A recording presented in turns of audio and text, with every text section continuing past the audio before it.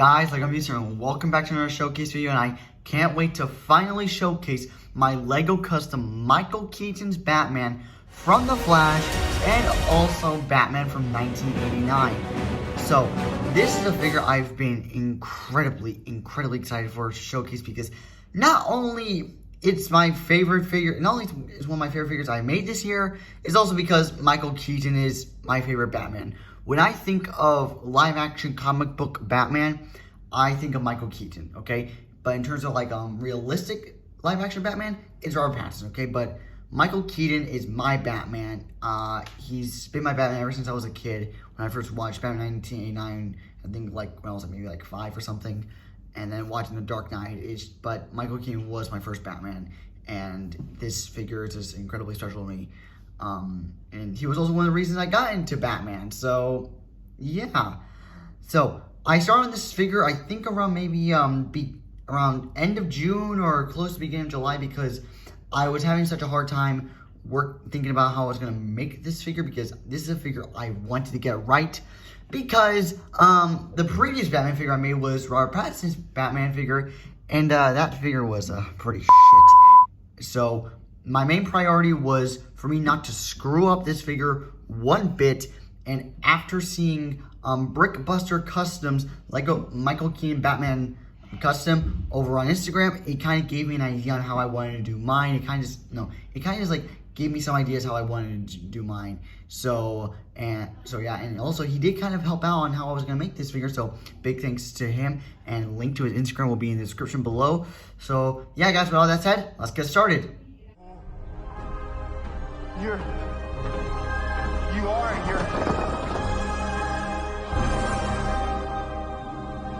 Yeah.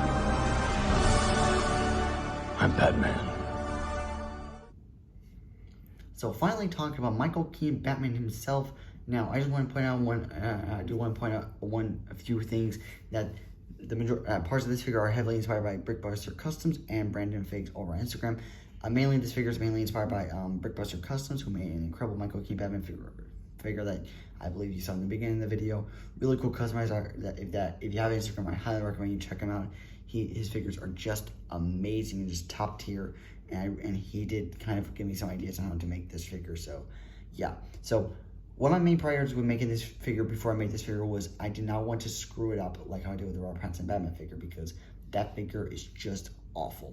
Okay, I just think that figure is just awful. It was all over the place, and I did not want to screw up another Batman figure. And that was my main priority here, and I think that this figure turned out perfectly and exactly how I wanted to. So yeah. Now talking about the figure itself. Now we're gonna start off with the cowl and go all the way from the cowl to the legs. So the cowl was something I was kind of concerned on how I was going to do, because I wasn't sure if I wanted to sculpt it or use a standard Lego Batman cowl that Lego has been making for the past million years at this point. But then Brickbuster Customs actually suggested that I sculpt an extension onto the back of the cowl, because if you look at the cowl from an angle, you can kind of see a bit of I would say the cowl goes a bit of an upward angle, and if you put your head inside, it does kind of expose a bit of the head a bit. So he pretty much suggested that I sculpt a bit of an extension onto the back of the cowl, which turned out perfectly. But before I did that, I sanded the absolute crap out of this cowl. I sanded the literal crap out of it, mainly on the sides, because Michael Keaton's Batman's cowl in the movie is very tight. I really didn't want to capture that, so I sanded the crap out of the sides. I just went to town on the sides, but sanded them to a point where the plastic wasn't showing through. So yeah, and the mouthpiece was, I think, the part of the cowl that I sanded the most, where I literally just took my filer and just sanded inside the thing. Okay, the thing fit perfectly inside the mouth layer, and I just sanded the crap out of it, and you can clearly see a difference right there. So then after all that was done, I applied multiple layers of glue, gloss paint, and matte black paint to get the smooth finish that you see on the cowl right here. As you can see that. And I think it turned out pretty clean and pretty smooth, man. Now, talking about the head underneath, now it really can't be removed, because due to the sculpted extension onto the back. I feel like it would break broken off if I just removed the cowl and show the head. So I went, and also because I did paint the eyes. So for me, so I pretty much like just stuck the thing up there. I just stuck the thing up there using stick attack where it will be secure and it won't really come off.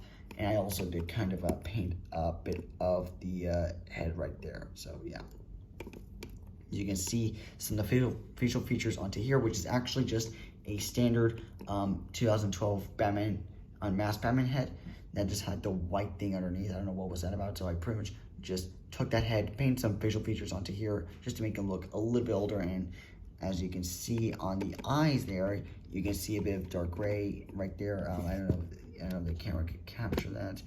So you can kind of see a bit of dark gray there, which is something I did too with Black Bolt last year with Multiverse of Madness. So you can see that there, and I did paint the eyes, and I recently did paint this pupil. And doing something like this is never easy, because if you're using a small painting tool, which mine is a push pin, it's kind of hard to get painting tools inside those small areas. So yeah, that was not fun, but it turned out pretty damn good, man. That's going to be it for the cowl. And before I move on to the rest of the figure, just setting up the tripod just a bit, I do want to talk about the cape. And the cape is just a standard Lego Batman spongy cape that I think one of my best friends gave me. Like, I think this came with a Batman figure that one of my best friends gave me back when we were kids, when I was at his house.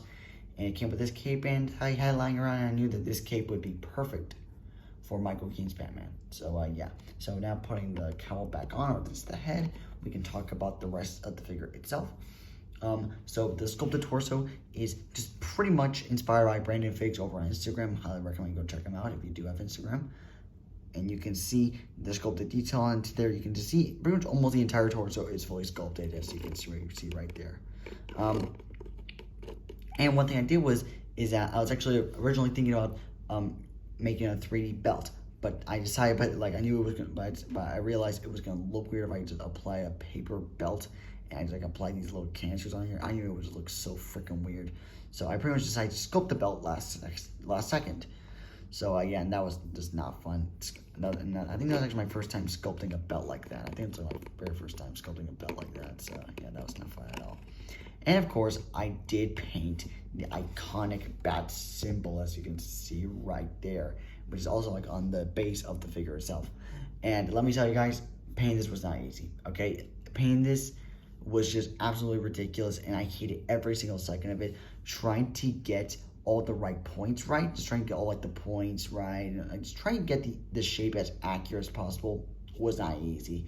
And especially when I had to paint the ears and like the wings, just the wingtips is just absolutely insane. But the logo is iconic. It's the first Batman logo I saw when I was a kid, and it's just so iconic to me. So I knew I had to get it right.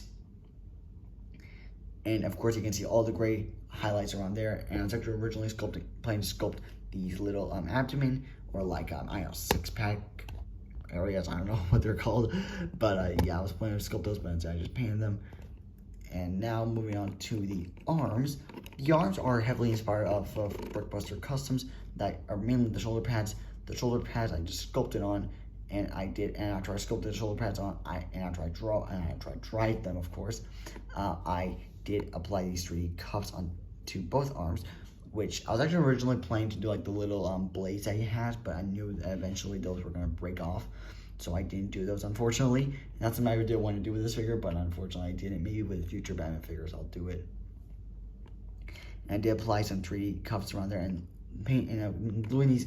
I'm basically cutting and gluing these type of pieces on, or like these type of 3D elements on, are never easy. They're just never easy, but it turned out pretty well. And before I painted the detail there, I did kind of paint some of the detail in dark gray, my own custom dark gray color, and I don't know if you can see that there. I don't know if you could see the highlights there, but I did paint some dark gray detail on there. I don't know if you can see that. So both arms are pretty accurate, and painting arms are never easy as well. And just doing the arms themselves are never easy, especially sculpting shoulder armor. Now before we move on to, I would say, the cleanest part, or like before we move on to the legs, of course, I do want to talk about the back. And I recently just finished the back, it's just pretty much just a fully painted back with some 3D elements onto the sides, like these little canisters over here. And I did apply 3D belt. So yeah, it's nothing really special. I really didn't have any reference for the back at all. So yeah. So now moving on to the legs, which were just heavily inspired by Buster Customs. I'm just gonna link his Instagram down in the description below if you want to see his customs. So I was actually originally planning to sculpt these little knee pads here, but I decided not to, so I pretty much applied 3 pieces that wrapped around on the front and the sides of the legs, which look pretty cool. And the thighs really don't have too much detail going on there, just a bit of detail onto around the ends, and they turned out pretty well. And painting these designs onto the knees was not easy, and especially I think it would have not been fun to sculpt them either. So I think painting them was like the best way to go. So you can see that there, just moving the arms just a bit, you can see that paint detail there, and around the toes, you can see some dark gray detail there, which is actually my own custom dark gray color. So you can see that there. Did paint the back of the legs, of course, as always. And of course, I did paint the insides of the legs. So you can see that there. So yeah, I think that's pretty much going to be it for Michael Keaton's Batman from The Flash. Now, I did want to make the cape that he used, the shape that his cape makes when he's like flying or gliding. I did want to make that, but I didn't have time, and I just wanted to showcase this figure and eventually get the showcase out of my life. I don't know why I keep saying that in my showcase videos, but yeah, guys, I think with all that said, it's time to wrap up this video. So guys, that's going to be it for the Michael Keaton Batman showcase video. Hope you all enjoyed. This was a video that I feel like I needed to make because like the channel's been very dry recently, and I really do want to bring it back to that same level that it was before, you know.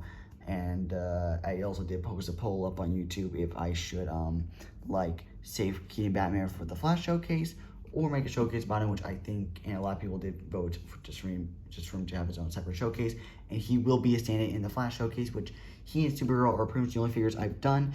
And then after like I finish Blue Beetle, I'm gonna get to work on Flash or possibly Loki season 2, because Flash is actually, I'm actually scrapping that figure completely. I'm gonna start on the figure completely from scratch because there's something going on with the torso the torso that I made for Flash. There was something going on with the lightning bolt that was like getting all messed up for some reason. So I'm starting him from scratch again, and I hope to get that showcase out soon. I think hopefully before the year ends. But yeah, so yeah, I'm gonna finish off this video. I'm gonna go to sleep or possibly go work on Blue Beetle for a bit and have him ready for a preview photo for this week. And I can't wait for that, guys. I can't wait for you to see how Blue Beetle's been turning out, even though I did sort of show him in a community tab post. I just can't wait to show you how that figure's looking. And he won't have the pincers, okay? And I think that's something I mentioned before, that Blue Beetle won't have the pincers. But I can't wait for you guys to see that figure. It's becoming one of my favorite figures I've ever made this year. It's becoming like at least a top 10 figure. But also Keaton Batman is going to be in the top 10 figures I made this year. So yeah, guys, after Blue Beetle, I'm going to be working on Loki season 2, the Marvels, and then eventually in 2024 I'm going to be working on Avengers, the Kang Dynasty version 2 trailer. I'm going to be working on the version 2 trailer for Kang Dynasty, and possibly a live action Clone Wars customs from Ahsoka episode 5. That's going to be its own separate post.